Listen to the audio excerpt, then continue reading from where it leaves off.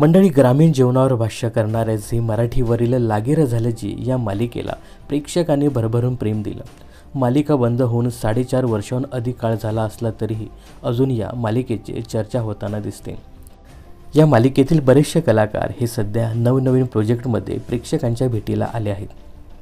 लवकरच या मालिकेत शीतलीची भूमिका साकारणारी अभिनेत्री शिवानी बावकर ही स्टार प्रवाहाच्या साधी माणसं या मालिकेत प्रमुख नायिकेच्या भूमिकेत झळकणार आहे। तर लागी रे झाली जी या मालिकेत पुष्पा मामीचे पात्र साकारणाऱ्या दोन्ही अभिनेत्री आता आमने सामने येणार आहे।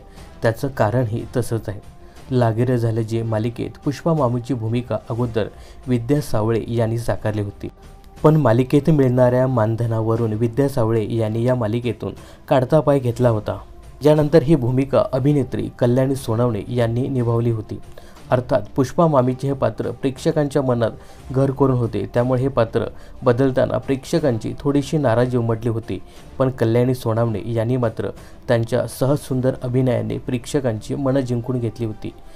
या मालिकेने या दोघी मामींना लोकप्रियता मिळवून दिली। यानंतर या दोघीही अनेक मालिकांमधून विविधांगी भूमिका साकारताना दिसल्या, पण आता या दोघीही एकाच सेटवर एकत्रित कॅमेरा शेअर करताना दिसणार आहे।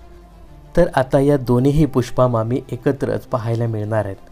तर लवकरच सन मराठी या वाहिनीवर कॉन्स्टेबल मंजू ही नवीन मालिका प्रसारित होणार आहे। तर या मालिकेत कल्याणी सोनवणे यांनी प्रमुख अभिनेत्रीच्या आत्याची म्हणजेच रत्ना आत्याची भूमिका साकारली, तर विद्या सावळे यांनी मम्मी साहेब हे पात्र साकारले आहे।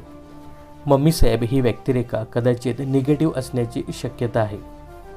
दरम्यान ज्या मालिकेतून या दोघींनी एकच पात्र गाजवलं होतं त्याच आता एकत्रितपणे स्क्रीन शेअर करताना दिसणार आहेत, आणि त्याही एकमेकांच्या विरुद्ध।